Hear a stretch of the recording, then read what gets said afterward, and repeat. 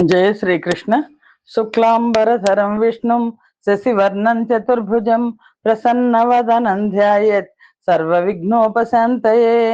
కృష్ణాయ వాసుదేవాయ దేవకీ నందనాయ చ నందగోపకుమారాయ గోవిందాయ నమో నమః.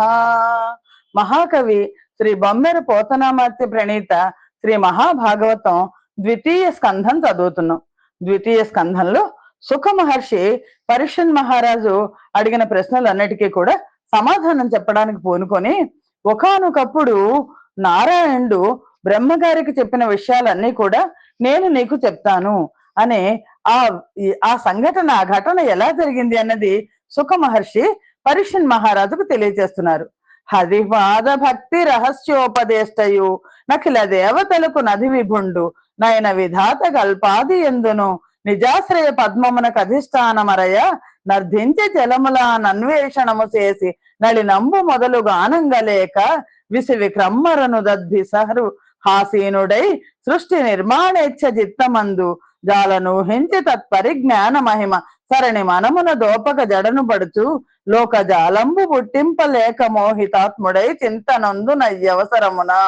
ఒకానొకప్పుడు బ్రహ్మగారు అప్పటికి ఇంకా సృష్టి లేదు, పరమాత్మ శయనుడైన ఆ విష్ణుమూర్తి మహావిష్ణువు నాభి కమలంలోంచి బ్రహ్మ జన్మించాడు. జన్మించి ఆ బ్రహ్మ విష్ణుపాద సేవనంలోని రహస్యాన్ని లోకానికి ప్రబోధించిన వాడు కదా, వేల్పులకు అధిపతి. ఈ కల్పం మొదట్లో తన పుట్టుకకు కారణమైన ఆ పద్మం మొదలు గురించి తెలుసుకోవాలని అనుకున్నాడు. అనుకునే కోరి ఆ నీళ్ళల్లోకి వెళ్ళి వెతికాడు. కానీ పద్మం మూలం కనుక్కోలేకపోయాడు. మళ్ళీ వెనక్కి వచ్చాడు. మళ్ళీ కమలంలోనే కూర్చున్నాడు. అతనికి లోకాన్ని సృష్టించాలి అనే వాంఛ కలిగింది. బ్రహ్మదేవుడు మనసులో చాలాసేపు ఆలోచించాడు. దీనికి సంబంధించిన ఆ జ్ఞానం మాత్రం మనసుకు తోచలేదు. మనస్సు అంతా మోహంతో నిండిపోయింది. అలా ఆలోచిస్తున్న సమయంలో ఆ నీళ్ల నడుమ నుంచి, నీళ్ల మధ్యలోంచి ఒక ధ్వని అతని చెవికి తాకింది. ఆ చప్పుడు వర్ణమాలలోనే కా నుంచి మా వరకు ఉండే స్పర్శాక్షరాలలో 16వది 21వది అయిన 2 అక్షరాల జంట. అది త ప. ఆ తప ఇది మహామునులకు ధనం లాంటిది. తాప అనే అక్షరాల పదం 2 మార్లు పలకబడింది, తప తప అని. ఆ పలికిన అతన్ని చూడాలనుకుని బ్రహ్మ 4 వైపులకి వెళ్ళి వెతికి చూశాడు. కానీ ఎక్కడ ఎవరూ కనబడలేదు. వెనక్కి తిరిగి వచ్చి తన నివాస స్థానం పద్మంలో కూర్చుని కొంచెంసేపు ఆలోచించి ఈ శబ్దం తనను తపస్సు చేయమంటోంది, తప తప తపస్సు చేయమంటోంది అని ఆదేశించినట్లుగా భావించి అప్పుడు బ్రహ్మదేవుడు ప్రాణాయామం చేసి ప్రాణాయామం పట్ల ఆసక్తుడయి కర్మేంద్రియాలను జ్ఞానేంద్రియాలను అదుపులో పెట్టుకున్నాడు. మనస్సును ఒక్కదాని మీదే నిలిపించాడు. 1000 దివ్య సంవత్సరాలు తపస్సు చేశాడు. ఆ భయంకరమైన తపస్సుకి లోకాలన్నీ తప్పించిపోయాయి. అప్పుడు ఈశ్వరుడు ప్రసన్నుడు కాగా బ్రహ్మ ఆ క్షణంలో పరమపదాన్ని తన ఎదుటే కంటితో చూశాడు. ఆ వైకుంఠం రాజస తామస గుణాలని వాటితో కూడిన సత్వగుణాన్ని మించిపోయి ఉంది. అక్కడ కేవలం శుద్ధ సత్వగుణానికే స్థానం ఉంది. అక్కడ కాలానికి విలువ లేదు. అది అన్ని లోకాల కన్నా ఉత్కృష్టమైంది. దేవతలందరి చేత పొగడదగింది. అక్కడ లోభం కానీ మోహం కానీ భయం కానీ లేవు. ఆ లోకానికి వెళ్ళిన వాళ్ళు మళ్ళీ సామాన్యంగా వెనక్కి తిరిగి రారు. అలాగా ఆ వైకుంఠాన్ని బ్రహ్మదేవుడు చూడగలిగాడు. దాని తేజస్సుకి అంతం అనేది లేదు. సూర్య చంద్రానల స్ఫురణలందొరనీక నిజ దీధితి స్ఫూర్తి నివ్వటిల్లా దివ్య మణిప్రభా దీపిత సౌధ విమాన గోపుర హర్మ్య మండపములు ప్రసవ గుచ్చ స్వచ్ఛ భరిత కామిత ఫల సంతాన పాదప సముదయములు గాంచన దండ సంగత మారుతోద్ధూత తరళ విచిత్ర కేతన చయములు వికచ కైరవ దళ దరవిందగత మరంద రసపాన మోదితేందిందిర ప్రభూత మంజుల నినద ప్రబుద్ధ రాజహంస శోభిత వర కమలాకరములు. ఆ వైకుంఠంలో ఎలా ఉందంటే మేడలున్నాయి, విమానాలున్నాయి, గోపురాలున్నాయి, మిద్దెలున్నాయి, మండపాలున్నాయి. అవన్నీ కూడా దేవమణుల కాంతులతో ప్రకాశమానం అవుతున్నాయి. సూర్య చంద్రుల అగ్నుల కాంతులను చొరనీయనంతగా అవి తమ కాంతులతో ప్రకాశిస్తున్నాయి. అక్కడ అప్పటికప్పుడు విచ్చిన పూలగుత్తులు, కోరుకున్న పళ్ళు కలిగిన వృక్షాల గుంపులు ఉన్నాయి.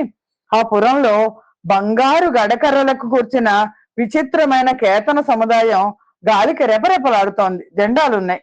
ఆ పురంలో సరస్సులో విచ్చుకున్న కలువల రేకుల్లోని పూతేనలను పానం చేసిన ఆనందంతో తుమ్మెదలు జంకారాన్ని చేస్తున్నాయి. ఆ జంకారాల సవ్వడులకు మేల్కాంచిన రాజహంసలతో ఆ సరస్సు శోభిల్లుతోంది. అక్కడ రాచిలుకలు కేశవుణ్ణి మించిన దైవం లేదు అని నేర్పుగా పలుకుతున్నాయి.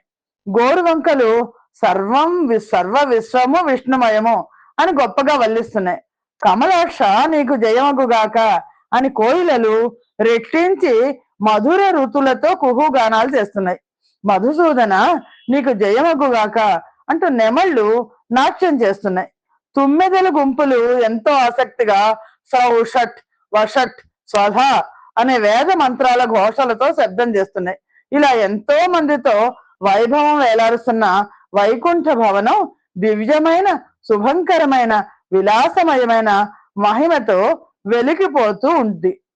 ఇంకా మబ్బుల గుంపులతో ఉప్పారే ఆకాశంలాగా ఆ దివ్య మందిరం వెలుగులు చిరువిరజిమ్ముతోంది.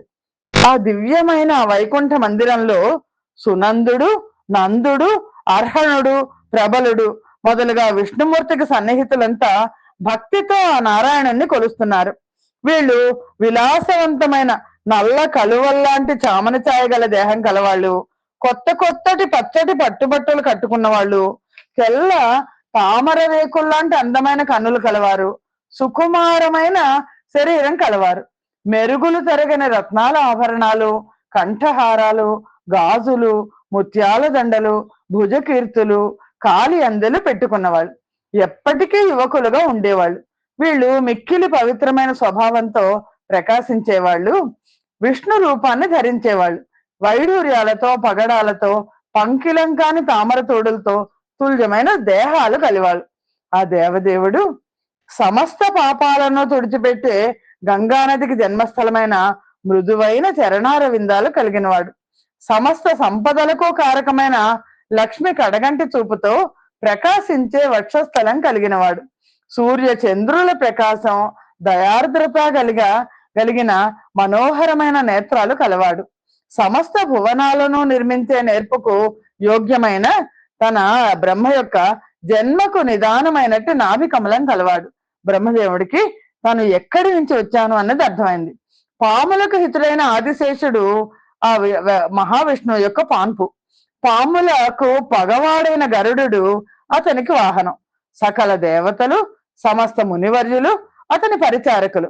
సమస్త లోకాలకు తండ్రి అయిన ఆ పరంధాముణ్ణి ఆ బ్రహ్మదేవుడు కన్నుల కరువు తీరేటట్లు దర్శించాడు. కమనీయ రూపరేఖ రమణీయత తాల నొప్పు రమణీయమణి కమలాలయ తన మృదుకర కమలంబుల విభుని పాద కమలములొత్తన్. చక్కటి రూపురేఖలతో అందంగా ఉప్పుతున్న కాంతారత్నం లక్ష్మీదేవి ఆవిడ తన శుతిమెత్తని చేతులతో తన ప్రాణనాథుని పాద పద్మాలను ఒత్తుతున్నది అని శ్రీకాంత తిలకంబు రత్న రుచిరాజి ప్రేంఖిత స్వర్ణ డోలాకేళిన్ విలసిల్లి తత్కచ భరాలంకార సగ్రంథ లోభాకీర్ణ ప్రచరన్ మధువ్రత మనోజ్ఞాలోల నాదంబు లస్తోకానుస్వర లీల నొప్పగా నిజేసున్ వేట్కతో పాడగన్. ఆ వనితమణైన శ్రీలక్ష్మి రత్నపు కాంతులతో వెలుగొందే బంగారపు ఊయల్లో ఊగుతోంది. ఆవిడ కొప్పు ముడిలో అలంకరించుకున్న పూలమాలలు పరిమళాలను విరజిల్లుముతున్నాయి. వాటి మీద ఆశపడి తుమ్మెదలు చుట్టూ మోగి చెల్లాచెదురుగా తిరుగుతున్నాయి. వాటి చంచలమైన మనోజ్ఞమైన జంకార స్వరానికి ఏమాత్రం తగ్గకుండా వాటి రోదన అనుసరించిన గాత్ర విలాసంతో ఆ లక్ష్మీదేవి తన పతిని గురించి ఉత్సాహంగా పాటలు పాడుతోంది.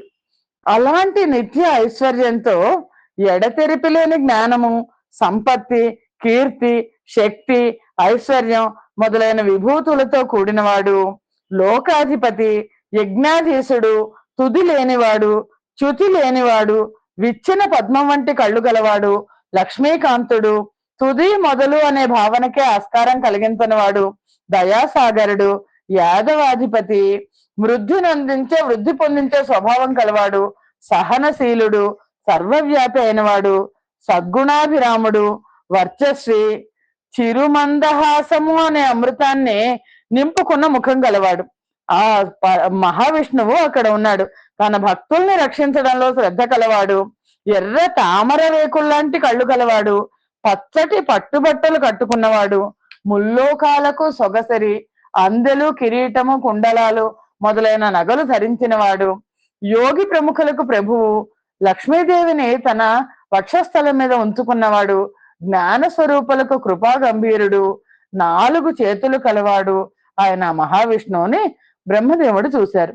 వెలకట్టలేని రత్నమయ సింహాసనంలో కూర్చున్నవాడు, సునందుడు, నందుడు, కుముదుడు మొదలైన వారితో సేవించబడేవాడు, ప్రకృతి పురుషుడు, మహత్తత్వం, అహంకారం అనే 4 శక్తులు, పంచ కర్మేంద్రియాలు, పంచ జ్ఞానేంద్రియాలు, మనస్సు, పంచభూతాలు అనే 16 శక్తులు, పంచ తన్మాత్రలు తన చుట్టూ చేరి సేవిస్తుంటే కోటి సూర్యుల కాంతితో విరాజిల్లేవాడు. ఇతరులు పొందలేనిది తనకు మాత్రమే ప్రకృతి సహజమైనది ఆయన అన్ని ఐశ్వర్యాలతో అతిశయించినవాడు, నిజ స్వరూపంతో విహరించేవాడు, సర్వేశ్వరుడు, పరమ పురుషుడు, శ్రేష్ఠుడు, పద్మాక్షుడు అయిన ఆ శ్రీమన్నారాయణమూర్తిని బ్రహ్మదేవుడు దర్శించాడు. బ్రహ్మ హృదయ పద్మం అమిత ఆనందంతో విప్పారింది. ఆయన శరీరం పులకించింది. ఆయన చెక్కిళ్ళు ఆనంద బాష్పాలతో తడిసిపోయాయి. వర పరమహంస గమ్య స్ఫురణందనరారు పరమ పురుషుని పద పంకరుహములకు నదుడు స్థిరములు శోకంగా నతులు చేసిన హరియన్. ఉత్తములైన పరమహంసలు మాత్రమే పొందదగినదిగా ఒప్పే ఆ పరమ పురుషుని పాదపద్మాలకు బ్రహ్మ 4 తలలు తాకేలా వంగి నమస్కరించాడు. అప్పుడు ఆ నారాయణుడు ఇలా బ్రహ్మదేవుని చూశాడు. తన బొడ్డు తామరలో నుంచి పుట్టిన తొలిచూలి బిడ్డ, దేవతలందరిలోకి కూడా పెద్దవాడు, ప్రాణి సముదాయాన్ని పుట్టించేవాడు, తన తీర్పులకు యోగ్యుడు. ఆయన బ్రహ్మ మొక్కగానే విష్ణుమూర్తిలో, మహావిష్ణువులో ఒక్కసారిగా కరుణ మెరుపులాగా మెరిసింది. సంతోషపూర్వకమైన చిరునవ్వుతో ఆ మహావిష్ణువు వికసించిన ముఖంతో ఆ బ్రహ్మదేవుని ఒంటిని మృదువుగా నిమురుతూ ఇలా అన్నారు: కపటమతులకెంత కాలమునకునైనా సంతసింప నేను జలజ గర్భ, చిర తపస్సమాధి చెంది విసర్గేచ్ఛ మెలగు నిన్ను పరిణమింతుగానే. ఓ పద్మ సంభవ, కపటమతులు ఎంతకాలం నన్ను సేవించినా నేను సంతోషించను. నువ్వు బహుకాలం తపస్సమాధిలో ఉండి త్యాగబుద్ధితో మెలుగుతుంటావు. నిన్ను చూసి నేను ఆనందిస్తున్నాను అని, భద్రమగుగాక నీకునో పద్మగర్భ వరము నిపుడిత్తు నెరిగింపు వాంఛితంబు దేవదేవుడు నగున స్మదీయ పాద దర్శనం అవధి విపత్తి దశల కనగా. ఓ పద్మగర్భ, ఓ బ్రహ్మదేవ, నీకు శుభం కలుగ్గాక. ఇప్పుడే నేను నీకు ఒక వరం ఇస్తాను. నీకేం కావాలో కోరుకో. ఓ పుణ్యధన, దేవుళ్ళకే దేవుణ్ణి నేను. నా పాద దర్శనం అన్ని ఆపదలను తొలగిస్తుంది. సరసిజ గర్భ నీయడ ప్రసన్నత నొంది మదీయ లోక మే నిరుగ దూపుటెల్లను నహేతుక భూరి దయా కటాక్ష విస్ఫురణను గాని నీదగు తపో విభవంబున గాదు నీ తపశరణము నాదు వాక్యముల సంగతి గాది సరోజ సంభవ. ఓ సరోజాసన, ఓ పద్మాసన, నీ పట్ల ప్రసన్నుడనై వైకుంఠాన్నంతా కూడా నా కృపా కటాక్షం ప్రసరించడం వల్లనే చూపించాను. అంతేకాని అది నీ తపోభాగ్యం కాదు. నువ్వు తపస్సు పరమాత్మ అనుకుంటేనే మనకి ఏదైనా సిద్ధిస్తుంది యోగం, అంతే తప్ప మనం చేసే కార్యక్రమాల వల్ల ఏ యోగాలు రావు అని. నువ్వు తపస్సు ఆచరించడం కూడా నా పలుకుల వ్యవహారాన్ని బట్టే కదా అని. తపమనగ మత్స్య రూపము తపమును తరువునకు ఫల వితానము నేనా తపముననే జనన స్థిత్యుపసంహరణములు నచ్చుతుందును చుండుదు తనయ. ఓ కుమార, తపస్సు అంటే నా స్వరూపమే. తపస్సు అనే చెట్టు ఫలాలన్నీ నేనే. ఆ తపస్సు వల్లే పుట్టుక, ఉనికి, వినాశనం అనే కార్యాలను నేను చేస్తుంటాను. కావున మద్భక్తికి తపమే విధముగా మూలధనముని దిని మది రాజీవ భవ ఎరిగి తపమిటు గావించుట విగత మోహ కర్ముడ వింకన్ అని చెప్తున్నారు పరమాత్మ. కనుక ఎలా చూసినా సరే నా పైన భక్తికి మూలనిధి లాంటి తపస్సు.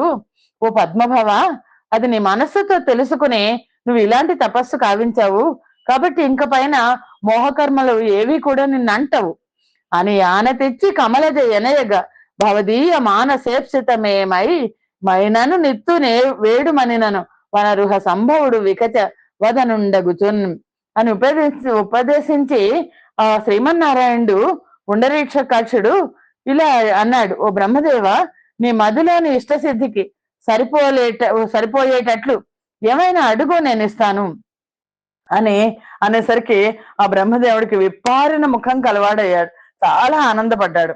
హరివచనంబులు ఆత్మకు ప్రియంబొనరింప భయోజ గర్భుడు పరమపదేశ యోగి జన భావన నీ నిఖిలోర్వియందు నీ వరయని ఎట్టి అర్థమొకటైనను గల్గునే అయిన నా మదిన్ బెరసిన కోర్కిదేవ వినిపింతు దయా మతి చిత్తగింపవే. అలా అనేసరికి విష్ణుమూర్తి ప్రవచనాలు బ్రహ్మ మనస్సుకు చాలా ఇష్టంగా అనిపించాయి, ప్రీతికరంగా అనిపించాయి.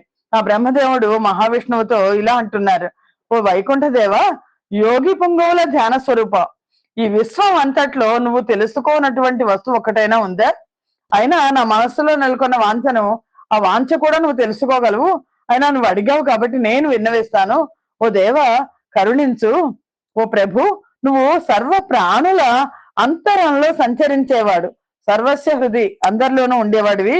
భగవానుడు, నీకు నమస్కరిస్తున్నాను, నా మనస్సులో కోరుకున్నది విన్నవిస్తాను, ఒకసారి చిత్తగించు అని వెలుపలికి వ్యక్తం కాని ఆకారాలతో తేజరిల్లే నీ అతి పెద్ద అతి చిన్న స్వరూపాలు వేర్వేరు శక్తులతో బాగా వృద్ధి చెందాయి. బ్రహ్మ మొదలైన రూపాలను నియంత్రణ నువ్వే తాలుస్తున్నావు. సాలెపురుగులాగా నువ్వు ఈ భువనాల పుట్టుక ఉనికి ప్రళయాలను గావిస్తున్నావు. నీ మనోభావన అమోఘమైంది. ఈ రీతి విలాస సంపత్తితో విహరించే నీ మహత్యాన్ని గ్రహించుకునే తెలివిని నాకు ప్రసాదించు. బ్రహ్మదేవుడు అడిగింది ఏంటంటే, నాకు జ్ఞానాన్ని ఇయ్యి. నీ ఆనతికి లోబడి ఈ లోకం నేను ఏర్పాటు చేస్తాను. నేను ఏదైనా సృష్టి చేయాలంటే నాకు జ్ఞానం కావాలి, ఆ జ్ఞానాన్ని ఇయ్యి. అలాంటప్పుడు నేను బ్రహ్మను అనే స్వాభిమానం వల్ల అహంకారాలు నా తలుపులో తలెత్తాయి. కాబట్టి నాకు అహంకారం లేకుండా చూడు, నా మీద దయగల చూపుతో అనుగ్రహించు అని బ్రహ్మదేవుడు అంటే, ఆ శ్రీహరి అది విని ఇలా అన్నాడు, వారిజ భవ శాస్త్రార్థ విచార జ్ఞానమును భక్తి సమధిక సాక్షాత్కారములను నీ మూడు సునుదారత నీ మనమునందు ధరింపదగును. పద్మభవ, శాస్త్రాల అర్థాన్ని యోచించే తెలివి, అలాగే భక్తి, సాక్షాత్కారం అనే మూడింటిని నీ మనస్సులో గొప్పవిగా తాల్చాల్సి ఉంది. ఓ బ్రహ్మదేవ, ఆలోచించి చూస్తే నా స్వరూపం, నా గుణం, నా ప్రభావం, నా అవతారాలు, పుణ్యకర్మలు తెలుసుకోగల యథార్థ అనుభవ వివేకం నీకు నా దయ వల్ల ప్రాప్తిస్తుంది. ఆలోచిస్తే ఈ లోక సృష్టికి ముందు నేను ఒంటరి వాడిని, ఎలాంటి కర్మబంధాలు అంటని వాడను. అత్యంతమైన స్థూల సూక్ష్మ రూపాలు, వాటికి మూలాలైన ప్రకృతి నా అంశలోనే విలీనమై ఉండేవి. మరొకటి ఏది లేకుండా నేను ఒక్కడనే ఉండేవాడను.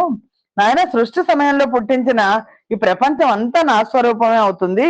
సృష్టి నాశనం జరిగినప్పుడు లయించేది కూడా నా స్వరూపమే అని అరయగ గల్ప ప్రళయాంతరమున నాద్యంత విరహిత క్రియతోడం పరిపూర్ణ నిత్య మహిమం పరమాత్ముడనై సరోజ భవయేనుందున్. ఓ పద్మభవ, ఆలోచన చూస్తే కల్పానికి లయానికి మధ్యలో, అంటే సృష్టికి పుట్టుకకి మరణానికి మధ్యలో మొదలు చివర లేని విధంగా నిండుగా ఎల్లప్పుడూ ఉండే గొప్పతనంతో పరమేశ్వరుడిగా నేనుంటాను. అంతేకాక నువ్వు నన్ను ఈ లోక సృష్టి నిర్మాణంలో ఆ మాయా విధానం గురించి అడిగావు, దాన్ని తెలియచేస్తాను, విను. మొత్తం అంతా నేనే అనేది తెలుసుకో. నువ్వు ముత్యపు చిప్పలు లోపల వెండిలాగా ఉంటుంది, వెండి ఉందని భ్రమపడతాం. లేని పదార్థం నా ప్రభావంతో ఉన్నట్లుగా కనిపిస్తుంది, తిరిగి చూస్తే లేనట్లుగా ఉంటుంది. అదే నాదైన మాయ ప్రత్యేకత. అంతేకాకుండా లేని వస్తువు కంటపడడానికి, ఉన్న వస్తువు కనిపించకుండా ఉండడానికి, చంద్రుడు ఒక్కటే అయినా ఇద్దరు చంద్రులు కనిపించడానికి చీకటి వెలుగులను ఉదాహరణగా తీసుకో. పంచమహాభూతాలు భౌతిక వస్తువులు అంటే కుండ, వస్త్రం మొదలైన వాటిలో ఏ విధంగా ప్రవేశించి ఉంటాయో అలాగే నేను కూడా ఈ భౌతిక వస్తువులలో సమస్త కార్యాల్లోనూ సత్వాది రూపాల్లో ప్రవేశించి ఉంటాను. భౌతిక వస్తువులు పంచభూతాల్లో హేతు స్థితిని పొందిన తీరుగా భూత భౌతికాలు కారణ దశను పొంది నాలో వ్యక్త రూపాన్ని పొంది స్ఫుటంగా ఉండవు. అన్ని ప్రదేశాల్లో అన్ని వేళల ఏది ఆకళింపుకు వస్తుందో అదే పరబ్రహ్మ స్వరూపం. ఏది చూసినా అదే పరబ్రహ్మ స్వరూపం. ఆ తత్వం తెలుసుకోవాలని కోరుకుంటున్న మీలాంటి వాళ్లకు నేను చెప్పిన నా తత్వస్వరూపార్థమైన అర్థమే పరబ్రహ్మ స్వరూపం అని గ్రహిస్తారు. ఈ అర్థం అన్నిటికంటే మిన్నైంది. ఏదైనా పరబ్రహ్మ, ఏదైనా పరమాత్మే. ఏకాగ్రమైన మనస్సుతో విన్నదాన్ని నీ మనసులో నిలుపుకుంటే సృష్టి కర్మ కొనసాగించేటప్పుడు నీకు ఎలాంటి మోహమో దరిచేరదు అని భగవానుడు బ్రహ్మదేవునికి బోధించారు. అలా బోధించి బ్రహ్మదేవుణ్ణి వదిలిపెట్టేసి తన వైకుంఠ లోకంతో సహా కనుమరుగయ్యాడు అని సుఖ మహర్షి పరీక్షిత్తుతో చెప్పి ఇలాగా మళ్ళా ఇంకా చెప్తున్నాడు.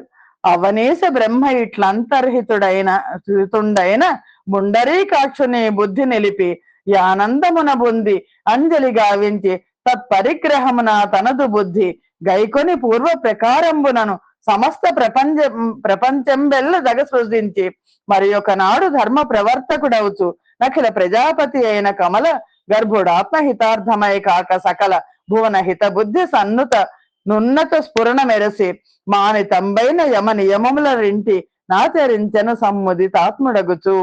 ఓ రాజా, పరీక్షన్ మహారాజుకు చెప్తున్నారు సుఖ మహర్షి. అలాగే బ్రహ్మదేవునికి వరం ఇచ్చి నారాయణుడు అదృశ్యం అయ్యాడు. అదృశ్యం అయితే ఈ బ్రహ్మదేవుడు కనుమరుగైన విష్ణువుని మనస్సులో నిరంతరం తలుచుకున్నాడు. ఆనంద అనుభూతి పొందాడు. చేతులెత్తి నమస్కరించాడు. అంతా మహావిష్ణువు దయవల్లే అని తెలుసుకున్నాడు. తెలుసుకుని పూర్వం లాగానే సమస్త లోకాలని ఒప్పేట్టుగా సృష్టించాడు. ఇంకో రోజున ధర్మాన్ని నడిపేవాడు అవుతూ సృష్టికి అంతా ప్రజాపతి అయ్యాడు. ఆ బ్రహ్మ తన మేలుకోరు కాకుండా సర్వ లోకాలకు శుభం కలగాలి అనే బుద్ధితో ఘనంగా ప్రకాశించాడు. పట్టలేనంత ఆనంద స్వరూపుడవుతూ యమ నియమాలు రెంటినీ కూడా ఆచరించాడు అని. అదే సమయంలో బ్రహ్మ కొడుకులైన సనందుడు మొదలైన మునులందరిలో మొదటివాడు, యోగ్యుడు, అత్యంత ప్రీతిపాత్రుడు ఆయన నారద మహర్షి బ్రహ్మదేవుడి దగ్గరికి వచ్చారు. వచ్చి చనుదెంచి తండ్రికి ప్రియమొనరంగ శుశ్రూషణంబులొనరించి అతడు ధన దశ ప్రసన్నుడగుటను చూచి గని భగవన్ మాయ తెలియగా నొత్సుకుడయ్యే అని ఆ నారద మహర్షి వచ్చి తండ్రికి ఇష్టమైనట్లుగా సేవలు చేశాడు. తండ్రి కూడా కుమారుడి పట్ల అనుగ్రహం కలవాడయ్యాడు. అది గ్రహించి నారదుడు భగవన్ మాయను, మళ్ళీ తిరిగి బ్రహ్మదేవుడు నారద మహర్షి మాట్లాడుకుంటున్నారు, భగవన్ మాయను తెలుసుకోవాలని ఆరాటపడి అని సుఖ మహర్షి చెప్తున్నాడు. ఓ పరీక్షన్ మహారాజా, నువ్వు నన్ను అడిగినట్లే నారద మహర్షి తన తండ్రి బ్రహ్మను అడిగాడు. అప్పుడు బ్రహ్మ భగవానుడు ఆశ్రయించిన వారి పాలిటి కల్పవృక్షము అయిన ఆ మహావిష్ణువు దయకొద్దీ తనకు తెలియచెప్పింది, జగత్తులకు మేలు కలిగించేది, 4 శ్లోకాల రూపంలో ఉన్నది, 10 లక్షణాలతో ఒప్పి ఉన్నది అయిన భాగవతాన్ని నారదుడికి బోధించాడు. ఆ నారదుడు మనోహరమైన సరస్వతి నది ఒడ్డున ఆ భాగవత తత్వాన్ని వ్యాస భగవానుడికి తానే బోధించాడు. మక్కువ కొద్దీ ఉపదేశించాడు. ఆ వ్యాస భగవానుడు విష్ణు పాదాలను ఏకాగ్ర చిత్తంతో సేవించడంలో నేర్పరి ఆత్మజ్ఞానం కలవాడు, తేజవంతుడు కదా. ఆ ఔదార్యవంతుడు సంతోషంగా సుఖ మహర్షి చెప్తున్నాడు, ఈ భాగవతాన్ని నాకు తెలియజేశాడు, ఇప్పుడు నేను నీకు వినిపిస్తున్నాను. అంతేకాకుండా ఇప్పుడు ఆ పరాత్పరుడి వల్ల ఈ లోకాలు ఎలా ఉద్భవించాయి అనే ప్రశ్నలు నువ్వు వేశావు.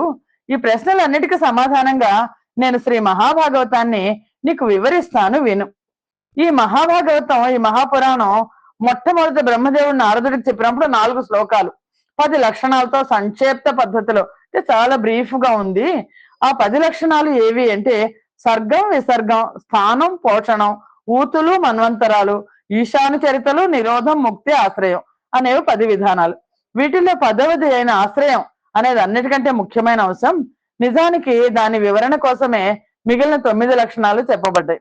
వాటి వివరాలు ఏంటంటే, ఓ రాజా, మహత్తు అహంకారం, 5 తన్మాత్రలు, ఆకాశం, గాలి, అగ్ని, నీరు, భూమి, పంచభూతాలు, 5 కర్మేంద్రియాలు, 5 జ్ఞానేంద్రియాలు, మనస్సు, ప్రపంచం అంతా భగవంతుడిలో ఉండడాన్ని సర్గం అంటారు. అంటే సర్గం అంటే సృష్టి అని అర్థం. అని సరసిజ గర్భుడు విరాట్ పురుషుని వలనం జనించి భూరితర చరాచర భూత సృష్టి చేయుట పరువడిని విసర్గమండ్రు భరత కులేస మరి సర్గం అయిపోయింది. విసర్గ అంటే ఏంటి అంటే, ఓ పరీక్షన్ మహారాజా, బ్రహ్మ విరాట్ పురుషుడి నుండి పుట్టి కదలిక గల కదలలేని భూత సృష్టిని చేయడాన్ని విసర్గం అంటారు. అలాగే ఓ నృప, ఓ రాజా, లోక కంటకులైన నృపాలకులను అందరినీ చంపి లోకాన్ని చక్కగా రక్షించిన ఆ వైకుంఠవాసుడి కల్పాంతపు విజయాన్ని స్థానం అంటారు. సర్గ, విసర్గ, స్థానం.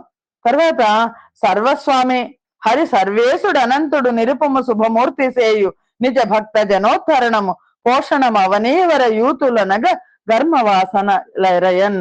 సర్వస్వామి, తుదిలేనివాడు, తులలేని భద్రస్వరూపుడు ఆయన విష్ణువు తన భక్తజనులను ఆపదల నుంచి కాపాడడాన్ని మనం పోషణ అని చెప్పచ్చు. అలాగే పరంపరాగత కర్మ వాసనలను, కర్మ ఒక జన్మ నుంచి ఇంకో జన్మకి రావడాన్ని ఊతులు అంటారు అని జలజనాభ దయా కటాక్ష ప్రసాద లబ్ధి నఖిలైక లోక పాలక విభూతి మహిమ పొందిన వారి ధర్మముల విస్తరమున పలుకుట మన్వంతరములు భూవప. రాజా, ఆ పద్మనాభుని ఉపాసించి ఆయన దయాపూరితమైన కడగంటి చూపుల అనుగ్రహం వల్ల అన్ని లోకాలను పాలించగల మహా ఐశ్వర్య ప్రభావాన్ని పొందిన వాళ్ళ ధర్మాలను విస్తృతం చేసి చెప్పడాన్ని మన్వంతరాలు అంటారు. అలాగే మంచి స్వభావానికి నిధైన ఓ రాజా, పద్మనాభుడి అవతారాలను వచించడం, చెప్పడం, అతన్ని అనుసరించి చరించే భక్తజనుల వృత్తాంతాన్ని, వాళ్ళ నడవడికను విస్తృతంగా చెప్పేదాన్ని ఈశాను చరితలు అంటారు. ఓ పరీక్షన్ మహారాజా, నేను ఇప్పటిదాకా నీకు మన్వంతరాలు అంటే ఏంటో చెప్పాను, ఈశాను చరితలు అంటే ఏంటో చెప్పాను. ఇప్పుడు నిరోధం అంటే ఏంటో చెప్తాను. ఓ పరీక్షిత్ మహారాజా, ఆ గోవిందుడు సర్వానికి ప్రభువు, చిత్తు అచిత్తు ఆనందం తానుగా మేళవించిన రూపవంతుడు, లాలిత్యం కలిగిన తన కారణ శక్తులతో కలిసిపోయినవాడు, తన నివాస స్థానంలో వైకుంఠంలో ఉంటాడు. మెత్తటి ఆదిశేషుడు పాన్పు మీద సుఖంగా యోగ నిద్రలో ఉంటాడు. అలా యోగ నిద్రలో మునిగినప్పుడు సమస్త ప్రజలు కూడా ఏ క్రియ చేయని వాళ్ళు అవుతారు, ఉన్నత ప్రకాశాన్ని కోల్పోతారు. అప్పుడు జరిగే ఆయా అవస్థా విశేషాలన్నీ స్పష్టపడేట్టు పలకడాన్ని నిరోధం అంటారు. ఇది అవాంతర ప్రళయం అని కూడా ప్రసిద్ధికెక్కింది. రాజా, ఇంకా మోక్ష మార్గం గురించి చెప్తున్నాను, ఆలకించు అని పరీక్షన్ మహారాజుకు సుఖ మహర్షి చెప్పాడు. ఓ రాజా, ఇంకా మోక్ష మార్గాన్ని గురించి చెప్తాను విను. జీవుడు భగవంతుడి కరుణకు పాత్రుడై శరీర ధర్మాలను ధరించి ఎన్నోసార్లు జన్మలు ఎత్తుతుంటాడు. ఆయా జన్మలకు అనుగుణంగా గోచరించే జర, వార్ధక్యము, సావు, స్వధర్మాలైన మహాపుణ్యము, పాపాల సముదాయం వల్ల అతనికి తొలగిపోతాయి. ముందరి జన్మల నుంచి కూడబెట్టుకున్న పాప స్వభావం కూడా పోతుంది. వాటి గుణాలు అవి ఉంటే శుద్ధ జీవ స్వరూపంతో భగవత్ పార్షద శరీరుడై పరతంత్రమైన బుద్ధితో ప్రకాశిస్తాడు. దివ్య పుష్పమాలికలతో, దివ్యమైన అంగరాగాలతో, యోగ్యమైన సువాసనలతో అలంకరించబడిన శుభమైన దివ్య శరీరం కలిగి శ్రేష్ఠుడవుతాడు. అలాగే జీవి హరి రూపు పొందడాన్ని ముక్తి అంటారు. ఇంకా పుట్టడము, ఉండడము, పోవడము అనేవి ఎందులో జరుగుతూ ప్రకాశిస్తుంటాయో దాన్ని ఆశ్రయం అంటారు. అదే పరమాత్మ. బ్రహ్మ శబ్దం చేత చెప్పబడేది కూడా అదే. తనకు తానుగా అనుభవించి తెలియచెప్పడాన్ని ఆ ఆత్మ ఆధ్యాత్మికం మొదలైన విభజనతో బోధించబడింది. ఆధ్యాత్మికం, అధిదైవికం, అధిభౌతికం అనే ఆత్మతత్వం 3 విధాలు. వీటిల్లో కన్ను మొదలైన గోళాల నడుమ ఉండడం ద్వారా తెలుసుకోగలిగేది ఆధ్యాత్మికం. నేత్రం మొదలైన సాధనాల సంరక్షణలో దర్శించేవాడైన జీవుణ్ణి అధిదైవికుడు అంటారు. కన్ను మొదలైన ఆధార స్థానం పట్ల ఆత్మ గౌరవం గల దేవతయే సూర్యుడు మొదలైన తేజస్సు శరీరంగా అలవాడే పై 2 విభాగాలు ఎవరిలో ఉంటాయో అతడు అధిభౌతికుడు, అతనే విరాట్ స్వరూపుడు అవుతాడు. కాబట్టి ద్రష్ట అంటే చూడగలవాడు. దృక్కు చూపు, దృశ్యంబు చూడదగింది అనదగిన ఈ మూడిట్లో ఏ ఒక్కటి లేకున్నా మరొకటి కానరాదు. ఈ మూడిటిని ఎవరు తెలుసుకుంటాడో అతడు సర్వలోకాలకు ఆశ్రయుడవుతాడు. పరమాత్మ కూడా అతనే అని విలాసార్థం జగత్తును పుట్టించాలనే సంకల్పం ఆ మహాపురుషుడికి కలిగింది. ఆ ఆలోచనతో బ్రహ్మాండాన్ని చీల్చాడు. తనకు సుఖస్థానం కాంక్షించి మొదట శుచిగా ఉండే నీళ్లను పుట్టించాడు. స్వతహాగా పరిశుద్ధుడు కాబట్టి తానే సృష్టించిన ఏక సముద్రంగా అనిపించే జలరాశిలో పవళించాడు. అందువల్ల అని చెప్తూ, అలాంటి విరాట్ పురుషుడి హృదయాకాశం నుంచి ఓజస్సు, సహస్సు, బలము అనే ధర్మాలు పుట్టాయి. సూక్ష్మమైన క్రియాశక్తి వల్ల ప్రాణం పుట్టింది. అదే ముఖ్య ప్రాణంగా ఒప్పింది. తమ స్వామిని అనుసరించే సేవకుల విధంగా జీవుని విన్నంటే ఆ ప్రాణాలు బయటికి పోతుంటాయి. ఆకలి మంటలు, ఓర్చుకోలేని దాహం కలుగుతుంటుంది. నోటి నుంచి దవడలు, నాలుక మొదలైనవి పుట్టాయి. వీటి నుంచే ఒకే విధమైన నానా రకాల రుచులు వచ్చాయి. సరిపోలిక గలవన్నీ నాలుకతో తెలుసుకోబడతాయి. ముఖం నుంచి పలుకు తన రూపాన్ని కోరుకుంటుంది. మాట్లాడాలనే సంకల్పం కలుగుతుంది అని. ఇంకా విరాట్ పురుషుడి ముఖం నుంచి వాక్కు అనే ఇంద్రియం పుట్టింది. దీనికి దేవత అగ్ని.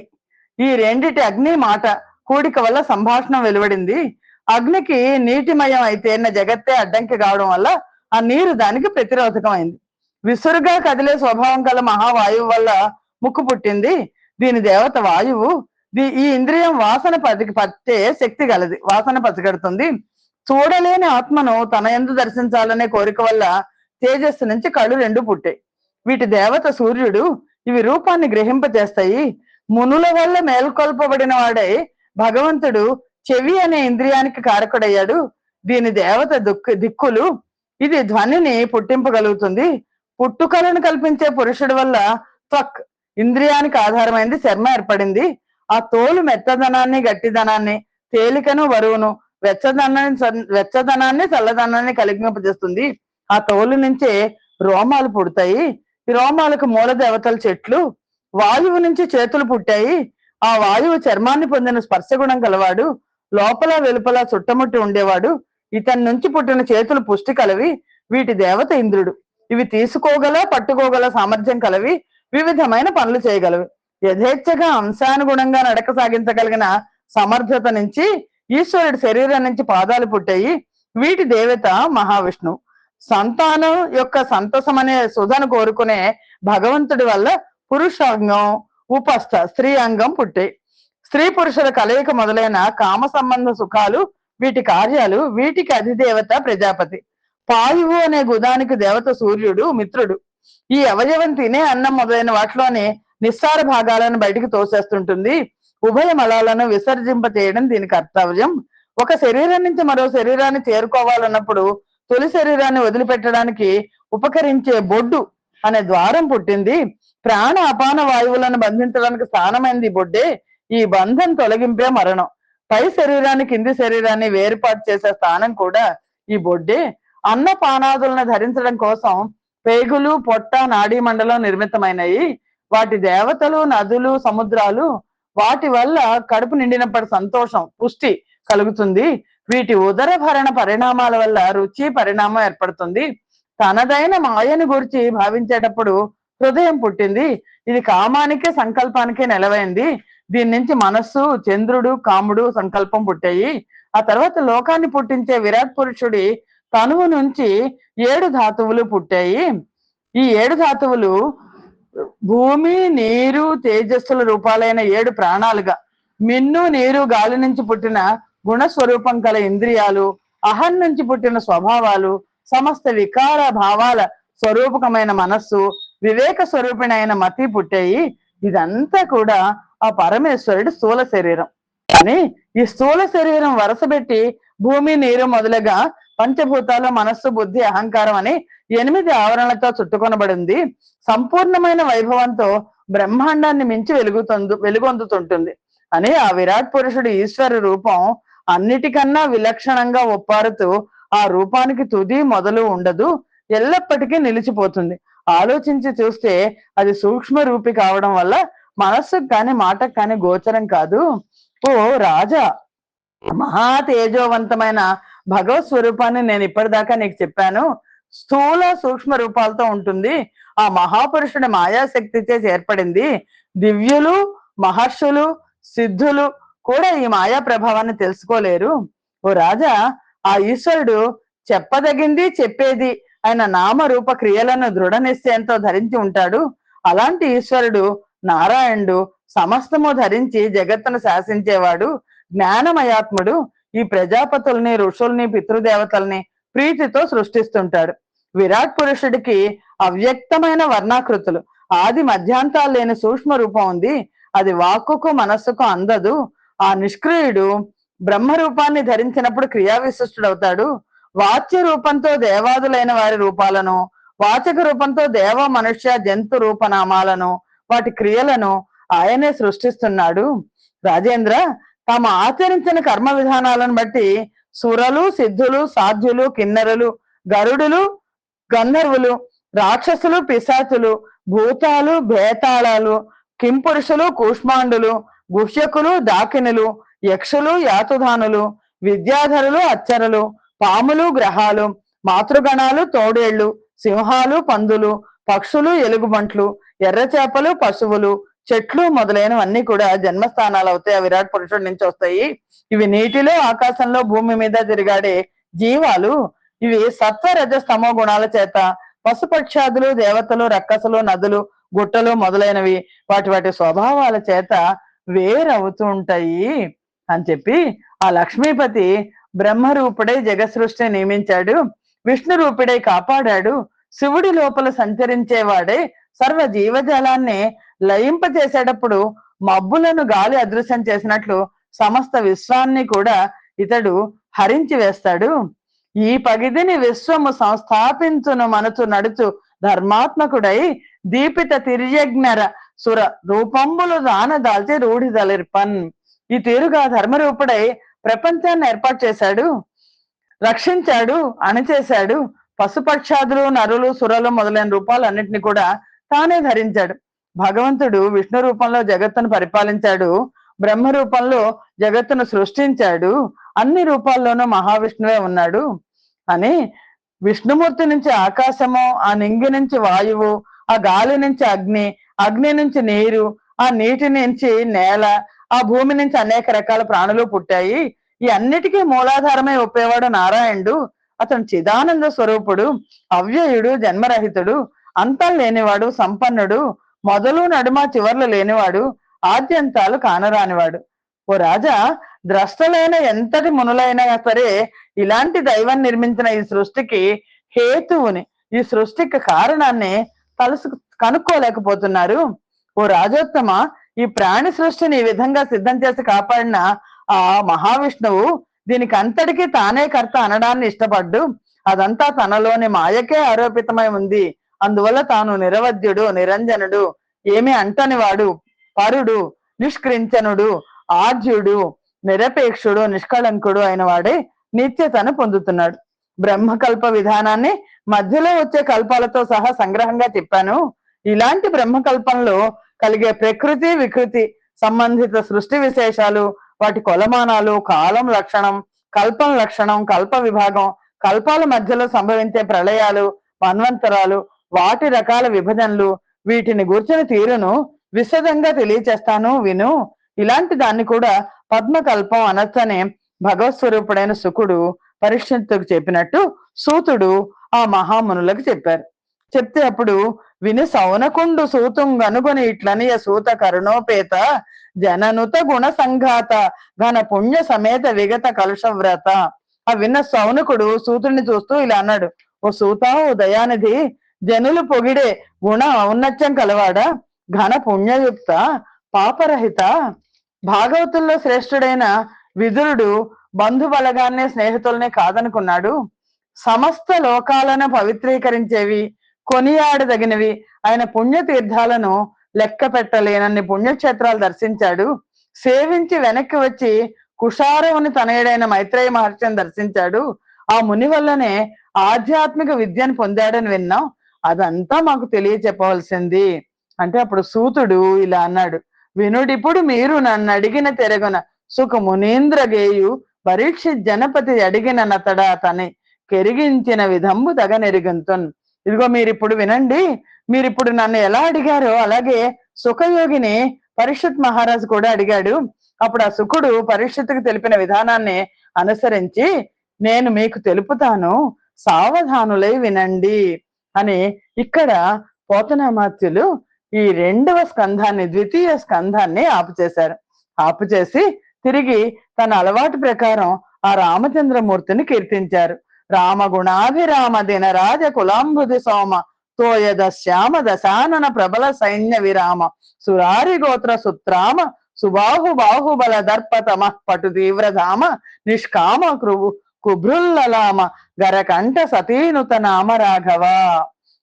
శ్రీరామచంద్ర ప్రభు, నువ్వు గుణ సౌందర్యం కలవాడువు, సూర్యవంశం అనే సముద్రానికి చంద్రుడు లాంటి వాడువు, మబ్బులాగా చామంచాయ కలవాడువు, రావణుని బలిష్టమైన సైనిక బలాన్ని అణిచేసిన వాడవు, నువ్వు రాక్షసులనే కొండలకు అపర ఇంద్రుడివి, సుబాహుడనే రక్కసుడి భుజబల గర్వమనే అంధకారాన్ని పారద్రోలిన సూర్యుడివి, ఏ కోరికలు లేనివాడవు, రాజశ్రేష్ఠుడువు, పార్వతీదేవి స్థుతికి పాత్రుడైన వాడవు, రఘువంశ దీపకుడవు అని అమరేంద్ర సుత విదారణ కమలాప్త తనూజ రాజ్య కారణ భవ సంతమస దినేశ్వర రాజోత్తమ దైవత సార్వభౌమ దశరథ రామ.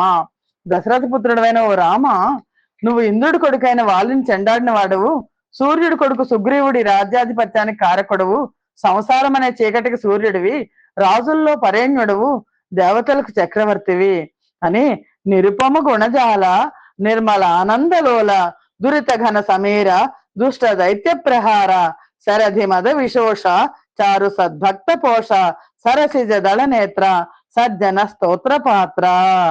ఓ రామ, నువ్వు సాటిలేని గుణం కలిగిన వాడివి, శుద్ధమైన ఆనందంలో మునిగి తేలేవాడివి, పాపాలనే మబ్బుల పాలటి పెద్ద హోరుగాలి లాంటి వాడివి, నీచ రాక్షసులను ప్రహరించావు, సముద్రుడి గర్వాన్ని అణిచేశావు, సద్భక్తులకు అండ చూపేవాడివి, పద్మాల్లాగా విప్పారిన నేత్రాలు కలవాడవు, సజ్జనుల కీర్తనలను అందుకోదగ్గవాడవు అని ఇది నారాయణుని దయ వల్ల అబ్బిన కవిత్వంతో అబ్బురపరిచిన వాడు కేసన మంత్రి కుమారుడు సహజమైన పాండిత్యం కలవాడైన పోతనామాత్యుడు ఈ భాగవత పురాణంలో పరీక్షిత్తుతో సుఖముని సంభాషణలు, భాగవత పురాణ మహత్యము, ఖట్వాంగుడి కథ, ధారణా యోగానికి మహావిష్ణువు పవిత్రాలైన పాదాలు మొదలైన అవయవాల్లో అన్ని లోకాలున్న తీరు, సజ్జనుల ప్రవృత్తి, ముక్తి ప్రదాత శ్రీ ఒక్క మహావిష్ణువే అని చెప్పడం, విష్ణు సేవనం లేని మానవులకు నీచత్వం ఆపాదించడం, రాజు ప్రశ్నించడం, సుఖమని శ్రీహరిని స్తుతించడం, అలాగే నారదుడు బ్రహ్మ సంభాషణం,